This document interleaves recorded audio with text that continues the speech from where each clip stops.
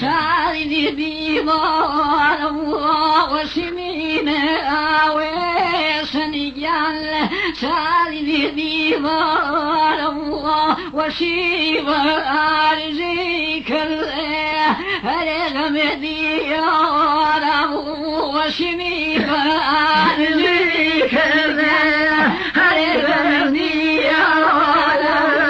بابا واتله بابي مالي وينيه لا بدي فرسي بسالي خورماڵ یەکێکە لە شارۆچکە دێرین و سەرسەوزەکانی کوردستان، شارێکی ناودار و خاکێکی بەپیتی هەیە، دەکەوێتە دامێنی چیا سەرکەشەکانی هەورامانەوە و دەشتی بەپیتی شارە زوور لە بەردەمیدایە. ئەم شارۆچکەیە بە نیمڕا، نیم ئەزرا، نارین، گوڵعەمبەر، شەهرە زوور، خورماڵ ناوی هاتووە. هەریەکە لەم ناوانە هەڵگری چەندین حیکایەتی جیاوازن کە پێناسەی ئەم شارۆچکەیان کردووە و قۆناغە مێژوویەکانیان ڕۆشن کردووەتەوە. ئاوی زەڵم، گەنجان، قەڵای گەڕا و منارەکەی مزگەوتی گەورە دیمەنێکی جوان و دڵڕفێنیان بەم شارۆچکەیە بەخشیوە.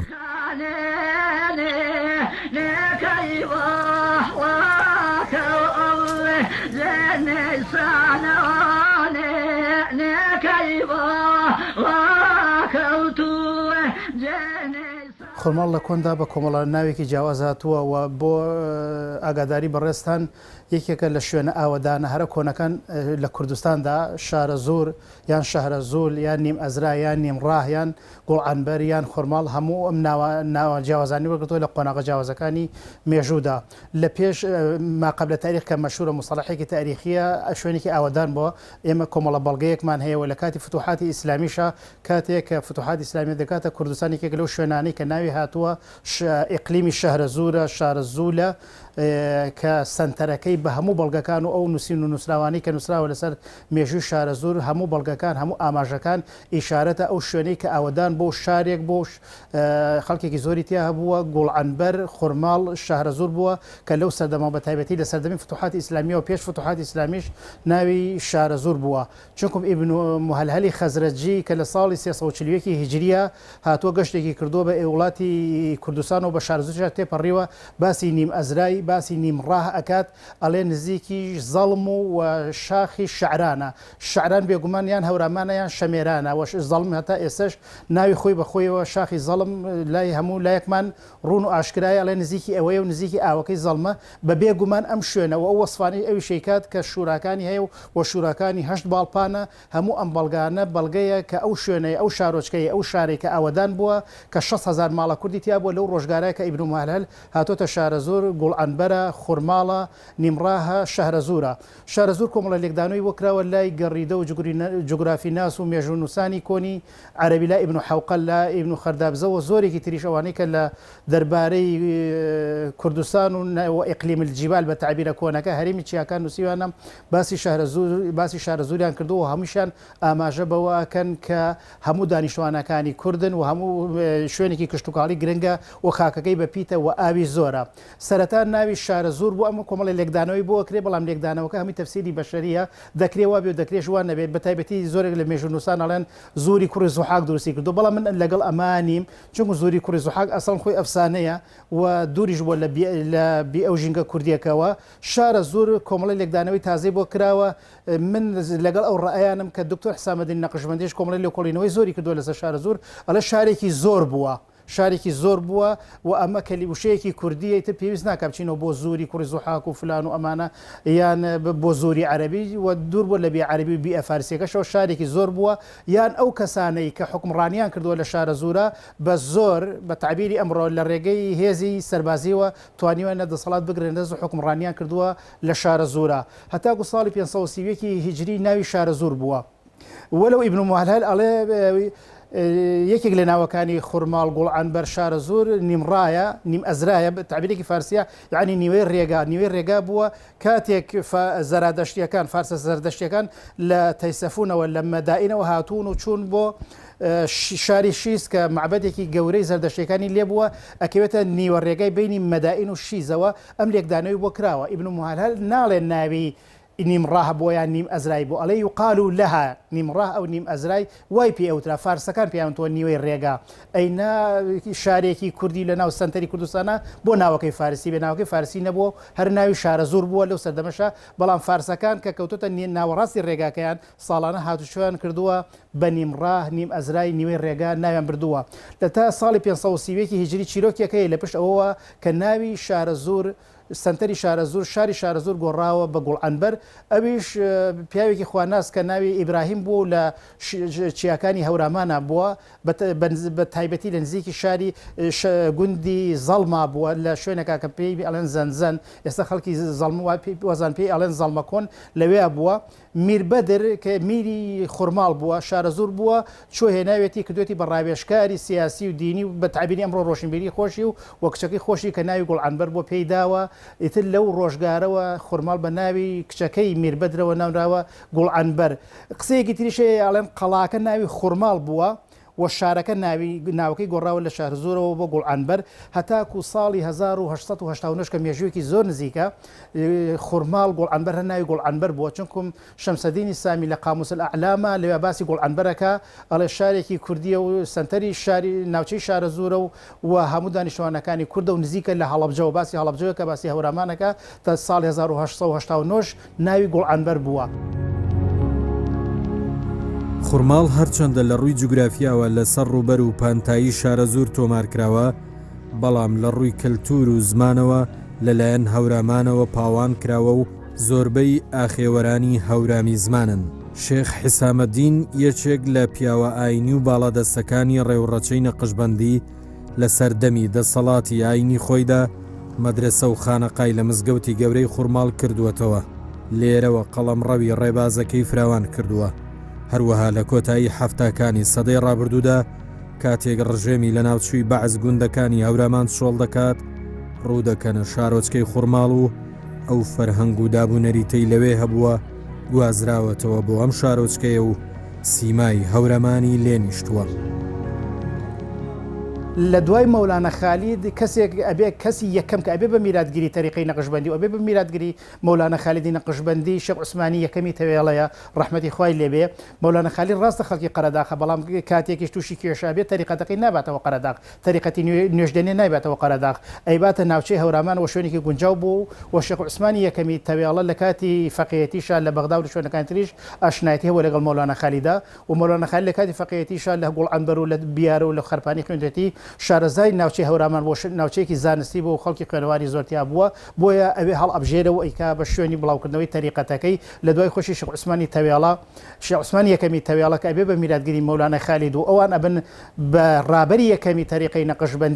تەریقەی نەقشبەندی کاریگەریەکی زۆری هەبووە لە ڕووی مەعریفی و فکری و ڕۆشنبیریەوە لەسەر هەموو کوردستان و بە تایبەتی لەسەر ناوچەی هەورامان و هەڵەبجە و شارە زۆر و دەڤەری سلێمانیش جارێکی تر تەریقەی نەقشبەندی لە هەورامان و بڵاو بێتەوە بە هەموو کوردستانە و شێخانی نەقشبەندی پێگەیەکی بەهێزیان هەبوو دوای ئەبن بە ڕابەری تەریقەی نەقشبەندی و کوڕەکانیشی بە تایبەتی لەسەر دەمی شێخ عومەری ضیاءالدین ڕەحمەتی خوای لێبێ دێتە بیارەوە دوای نەوەکانی دێنە باخە کۆن و شێخ حسامەدینی نەقشبەندی کە کوڕی شێخی ضیاءالدینە دێتە خورماڵ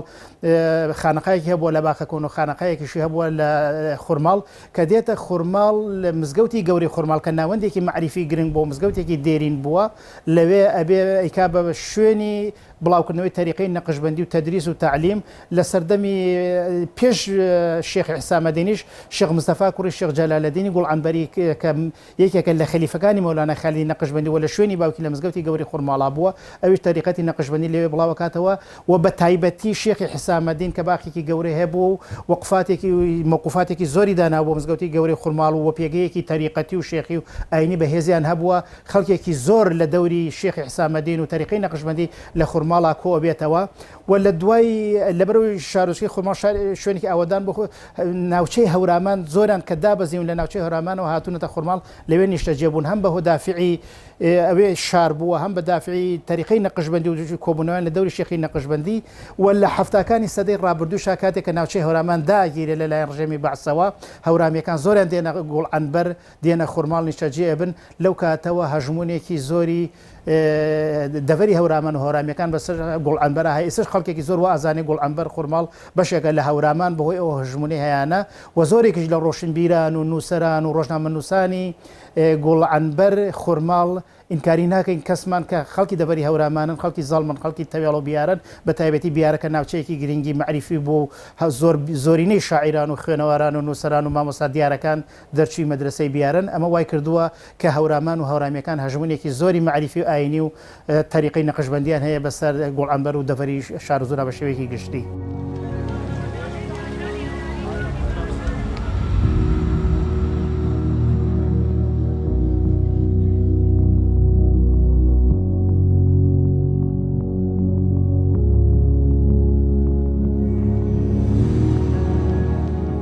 ڕۆژنامەی خورماڵ یەکێکە لە بڵاوکراوەکانی ئەم ناوچەیە و بەشێکە لە مێژووی شارۆچکەکە لە ساڵی 1940 لەسەر دەستی شاکر فەتاح دەستی بە چاپ و بڵاوکردنەوە کردووە بۆ ئەو کات پاڵنەرێکی ڕۆشنبیری بووە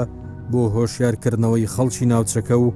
یارمەتی دەربووە بۆ هاندانی دانیشتوانەکەی ڕووبکەنە خوێندن و خوێندەواری لە دوای ڕاپەڕینە مەزنەکەی بەهاری 1991 ئەم ڕۆژنامەیە جارێکی تر دەست دەکات بە چاپ و بڵاوکردنەوە بەڵام بەهۆی دۆخی نالەباری یابووری ئەو کات ناتوانێت درێژە بە ژمارەکانی بدات هەتا دوای پرۆسەی ئازادی عێراق لەلایەن ڕۆشنبیرانی خورماڵەوە بۆ جارێکی دیکە بە گوڕ و تینێکی باشەوە ڕۆژنامەکە دەخەنەوە سەرپێ و دەستی دەیان و سەدان گەنجی ناوچەکە دەگرێت بۆ ئەوەی لەم ڕێگەیەوە ڕاو بۆ چوونەکانیان بخەنە سەر ڕووپەری ڕۆژنامەکان.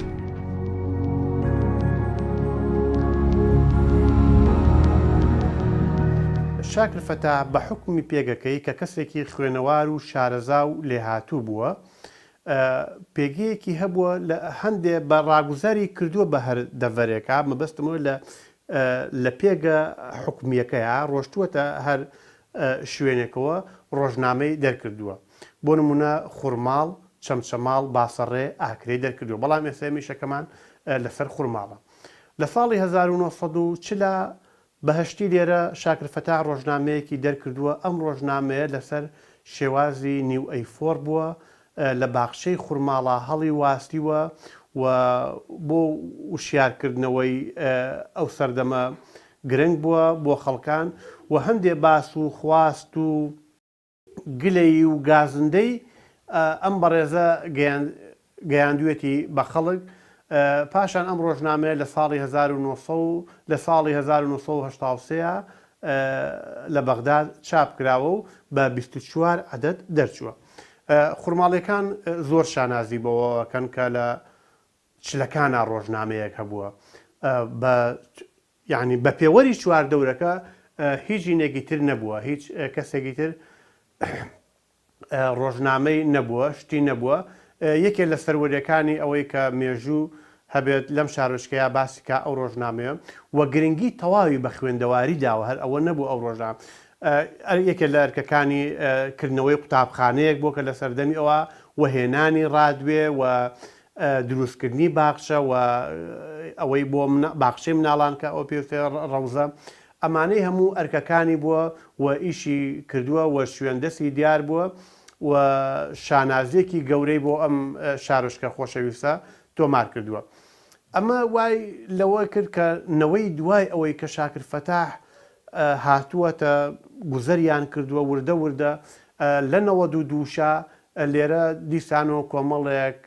گەنجی خوێنگەربی ئەم شارۆچکەیە ڕۆژنامەیەکیان دەرکردووە ئەو کاتە بە ناوی خورماڵی نوێەوە لەو سەردەمەشە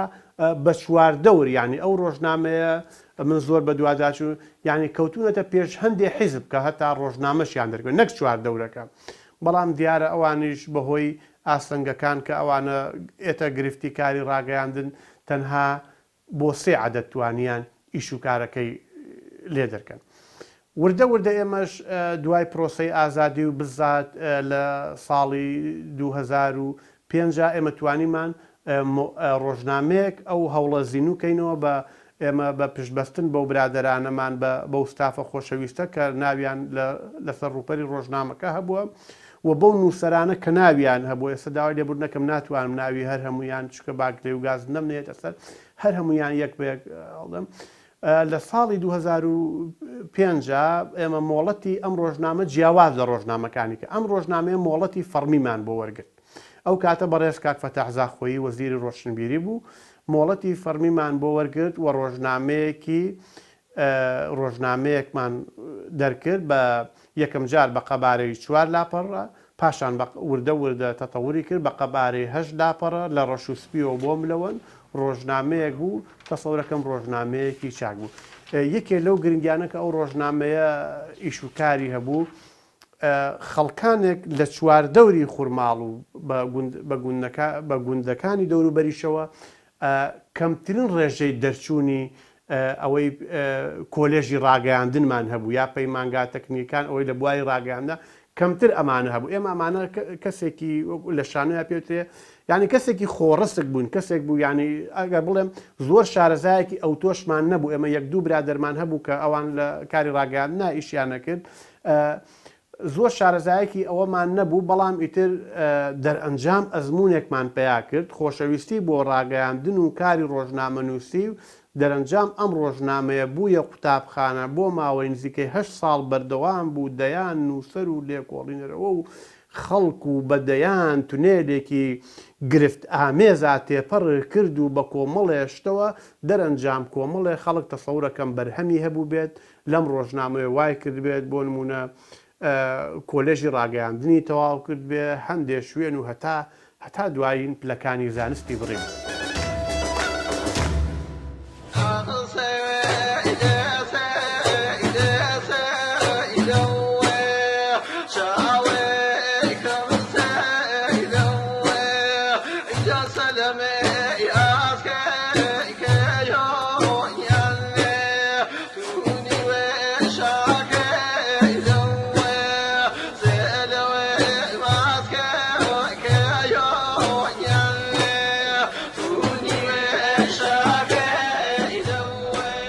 مناو ڕاپەڕینەوە ئێمە ئامانە ئێگەما کرد بە چایخان ساڵ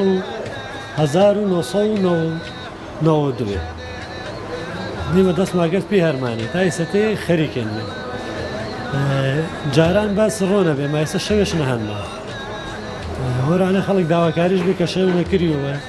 ئێمەش بۆنەوە داواکاری خەڵکی وە درێژەمادا بە چایخانەکەی بەردەوام چایخانەمە هەن 92ەوە چاگەش خەڵک بەدڵ شایەتر خەڵک زیاتر ڕۆماکەڕۆنە گرت چیری توێژەکەی ڕۆماکەرانە شەوێنە وەڕۆنە ئانێ بەتایبەت ملا کرێکاری و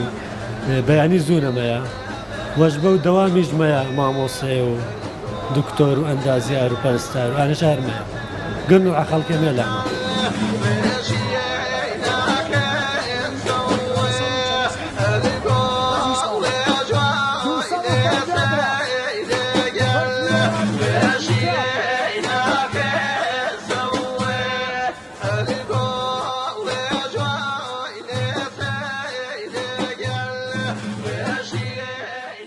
پیشەی دەستی و کەسابەتی ناوبازار بابەتێکی گرنگە بۆ هەر ناوچەیەک کاتێک گوندەکان چۆڵ دەکرێن و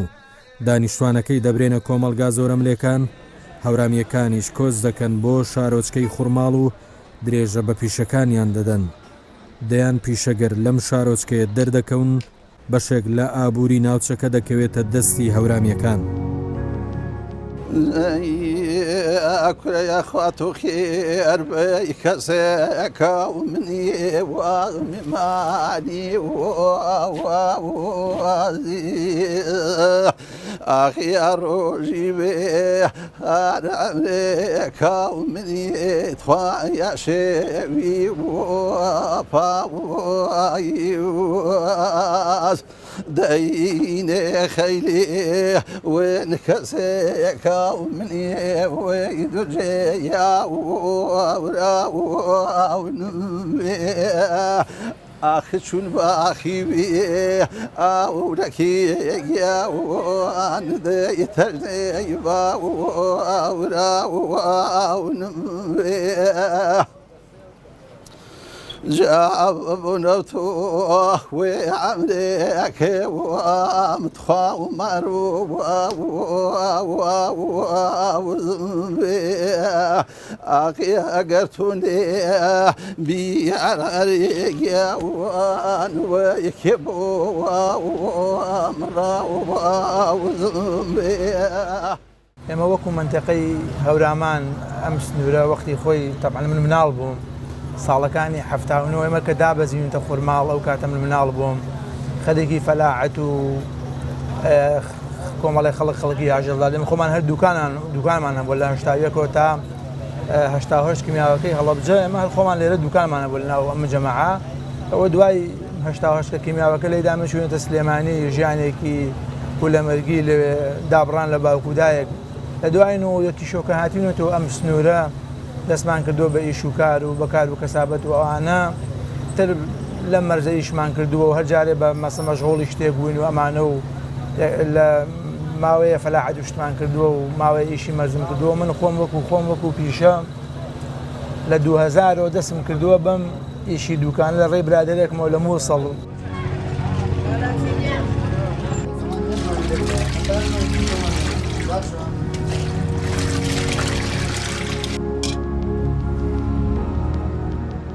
سەرەتا کە 2005 ئامانی یەگە بیرۆکەم پێ ئاما کە منتەقە هەورامانی خورماڵ تایبەتەن ناحیە خورماڵی خەڵکەکەش گر هەورامیە و خەڵک و هەولێری و منتەقە دوورەکە ئێگەی ڕۆکەرا ئێگە زیاتر حەساجە چێوە کوردەواری ئەسڵەکان وێمانەکان بیرۆکەم پێ ئاما کە دوکانە بنێرە تایبەت بۆ بە چێوە وێمانەکە هەورامانیۆ پێسە دۆینێ پێسە شەلەمینێ پێسە ڕوبەهەناری پێسە هەنگوینی عەسڵی ماسی وێمانە دۆی وێمانێ تەنان هەر وێمە چێگە پرۆ جاری شۆتەکەی وەرگێرمێ کەمێش بە ماسەکە شکەریم بە دوو هەر هەڵی زەمای نالاوە یعنی ئانەنیا فرۆ جاری سە پاسپەنامان ماسەکە جیانەوە باری بەری شۆپیانەوەدا دووەکە جیان تەرباریسە هەر وێمە بەکارژمارە وێمە بەرهەمش مارمێ حەزماجە چێوە زیاتر وێمانەکان وێچمە بەکارش بارمێ ئەگەر خەڵکیەوە ئیلاولای فرە ڕۆماکەرۆنێ و خەڵکش فرە ئیسفادەش کردن ینی وەش حاڵاپانەی کە ئی دوکانە تایبەتە بە چێوەمیانەکەوە وين وجومي ان الله يا خانوشي ويودشي وشيري ان الله يا خانوشي وشيري ان الله ترى الكوجا وكوجا خرما جما شوشا شيكم وملا كبرنا ولا قريزي دوان شتاقي كملا كبابا بفرنو والخنشا تاقي كملا كبابا بفرنو والخنشا كويما المكاوي وكويما المكاوي كاوي وقتما نادي ولا عالم قال مسير لا من بوفر باري ولا عالم قال مسير لا من بوفر باري ولا مفروض صيح الله باري كينا من الله مفروض صيح الله باري كينا من الله ياري منا كذا الله باجل مشكي لكم ياري منا كذا الله باجل مشكي لكم سنووری جوگرافی هەرچەندە گرنگی تایبەتی خۆی هەیە بەڵام سنووری فەرهەنگی دانیشتوانەکەی شوناز دەبەخشێتە ئەو جوگرافیایە خورماڵیش هەرچەندە کەوتۆتە ناو سنووری شارە زوورەوە بەڵام تایبەتمەندی و فەرهەنگی هەورامیەکانی وەرگرتووە و بووە بە بەشێک لە جوگرافیای فەرهەنگی هەورامان ناوي قلب لقى ضرب وقرز مالي ناوي قلب لقى ضرب وقرز مالي ناوي ثوى وكشة ثوى وهم قيان ثوى وعملي عيدا ممن شو لا سلوجو تشاوى عملي عيدا ممن شو لا سلوجو تشاوى ما تلوم حرامي وكو شرب لا شيخان ما تلوم حرامي وكو شرب لا شيخان فيش كشيبا والله كان ساتشتوزا ثم كان فيش كشيبا